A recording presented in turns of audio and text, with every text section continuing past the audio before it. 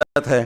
اب وقت نہیں رہا, بہت کم. میں ایک اہم نتیجے کی بات کرنا چاہتا ہوں کہ یہ سب چیزیں ہم جانیں, اس کی فضیلتیں بہت پڑھتے ہیں, لیکن میں یہ عرض کر رہا ہوں کہ لا الہ الا اللہ یا اپنی زندگی کا مقصد آج بہت سارے لوگ, عوام تو عوام, عام آدمی تو عام آدمی ہے, جاہل تو جاہل ہے, جو خواص ہیں, مسلکوں کی دکان چلانے والے اصحاب جبہ و دستار ہیں, وہ بھی لا الہ الا اللہ کو یا تو سمجھتے نہیں, جانتے نہیں, اس کی غلط تشریح کرتے ہیں, غلط معنی بیان کرتے ہیں, اس کی شرائط نہ لوگوں کو سمجھاتے ہیں, نہ لوگوں کے اندر یہ ذوق اور شوق پیدا کیا کہ اس کو جانیں, جبکہ یہ ہمارے لیے بہت ضروری ہے.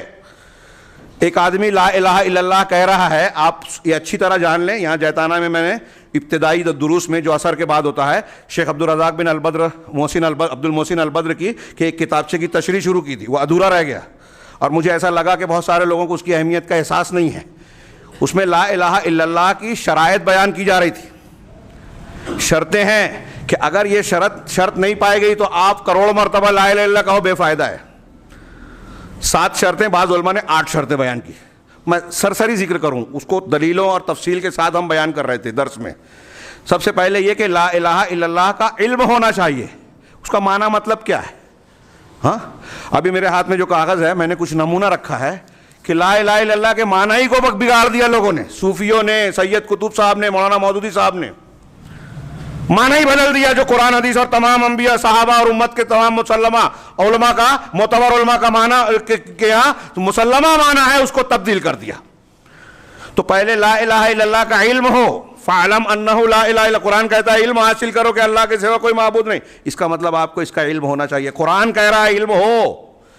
دوسرا اخلاص. من قال لا الہ الا اللہ خالصا من قلب, قیامت کے دن سفارش کس کو ملے گی؟ حضرت ابو ہریرہ کی حدیث ہے بخاری میں. تو اس کے جواب میں صرف مفہوم بیان کر رہا ہوں. اللہ کے رسول نے کہا جو لا الہ الا اللہ خالصا من قلبہ, دل کے اخلاص کے ساتھ, خلوص کے ساتھ جو کہے گا, مطلب لا الہ الا اللہ کے ساتھ خلوص کا ہونا ضروری ہے. تیسری, لا الہ الا اللہ کے ساتھ یقین کا ہونا ضروری ہے. اگر یقین ہے تو ایمان ہے, ایمان کا مطلب ہی یقین ہوتا ہے. اگر آپ کو شک ہو گیا اللہ کے ذات میں, صفات میں, ربوبیت میں, الوہیت میں, کسی معاملے میں شک شبہ ہو گیا تو آپ کا ایمان نہیں رہا. کافی دلیلیں ہیں, فی الحال موقع نہیں. مستيقنا بها قلبه بھی کبھی لفظ حدیث میں. اسی طریقے سے لا الہ الا اللہ کے شرطوں میں سے ایک ہے کہ انقیاد ہو. آپ لا الہ الا اللہ کہہ رہے ہو تو اب اللہ کو معبود مانا, تو اب اللہ کے احکامات کی تابع داری. انقیاد مانے ہوتا ہے پیروی, تابع داری.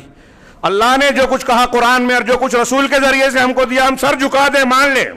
اس نے کہا داڑھی رکھ لو, ارے داڑھی سمجھ میں نہیں آتی, کسی نے یہ کہا تو نہیں مانا. جتنا کوئی آدمی اللہ اور رسول کی بات کو رد کرتا ہے اتنا وہ توحید کی مخالفت کرتا ہے. یہ جملہ لکھ لیجئے.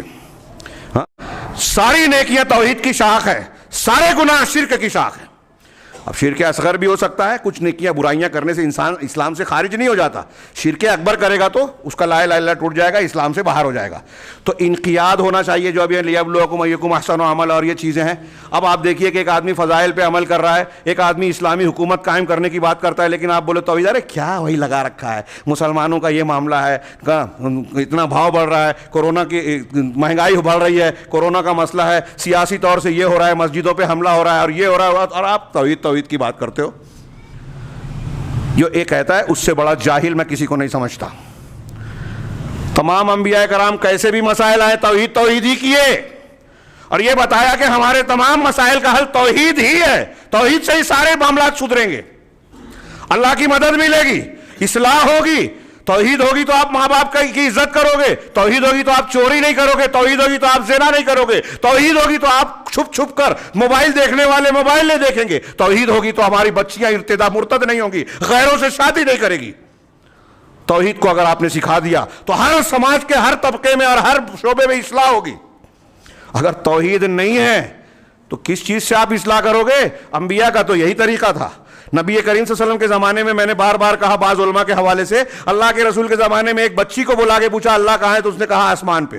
یہ اللہ کے رسول کے سماج میں تعلیم دی گئی تھی, اور جس سماج میں یہ اللہ کو پہچاننے کی تعلیم دی گئی تھی وہ سماج تھوڑے ہی دن میں دنیا پہ غالب آتا چلا گیا. اللہ تعالیٰ نے ان کو کتنی ترقی دی. اور ہم کہتے ہیں توحید نہ سیکھیں تو کہاں جا رہے ہیں ہم لوگ, کہاں جا رہے ہیں اور کیسے حالات سے دوچار ہیں.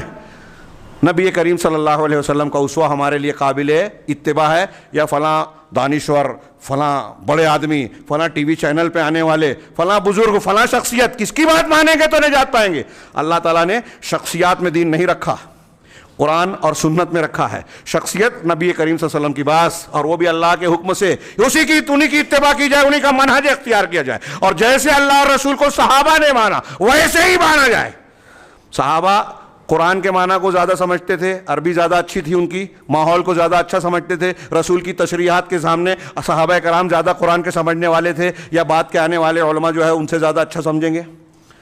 وہ سید قطب صاحب، حسن البنا صاحب، مولانا مودودی صاحب، مولانا الیاس صاحب، مولانا فلاں صاحب اچھے قابل ہو سکتے ہیں، لیکن دین کے معاملے میں صحابہ سے بہتر سمجھ کسی کی ہو سکتی ہے کیا؟ ان کے آس پاس ہو سکتی ہے کیا؟ نہیں ہو سکتی۔ کلیئر ہے یہ صاف ستھرا دین۔ تو میں یہ عرض